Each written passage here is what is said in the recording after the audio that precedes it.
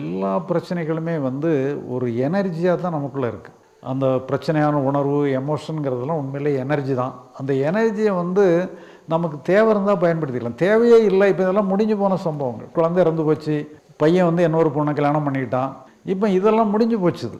ஆனால் இருந்தாலும் அது சம்மந்தமான எனர்ஜி தேவையில்லாமல் வந்துகிட்டே இருக்குது. இப்போ அந்த எனர்ஜினால் எந்த பிரயோஜனமும் இல்லை. அது நம்ம ஒன்றும் பண்ண தேவையில்லை. தாட்டாக வந்துட்டு போட்டோம், எனர்ஜியாக வந்துட்டு போட்டோம், வருத்தமாக இருந்துட்டு போட்டோம், எல்லாத்துக்கும் நீங்கள் இடம் கொடுத்துட்டிங்கன்னா போதும். அது தானாகவே எக்ஸாஸ்ட் ஆகிட்டு போயிடும். ஃபிசிக்கலாக முடிஞ்சு போனது எல்லாத்தையுமே சைக்கலாஜிக்கலாகவும் முடிச்சிடணும். செயல் ரீதியாக முடிஞ்சு போச்சு, அதை மனோ ரீதியாக மட்டும் முடிக்காமல் வச்சுக்கிட்டு இருந்தோம்னு சொன்னால் தேவையில்லாத குழப்பங்கள் வந்துக்கிட்டே இருக்கும். எதுவுமே பண்ண தேவையில்லை, எப்படி வேணாலும் இருந்துட்டு போட்டேன்னு சொல்லி முழு சுதந்திரம் கொடுத்துட்டா போதும். வருத்தமாக வந்துட்டு போ, பயமாக வந்துட்டு போன்னு சொல்லி முழு சுதந்திரம் கொடுத்துட்டா போதும். ஏன்னா நமக்கு செயல்படுறதுக்கு ஒன்றுமே இல்லை.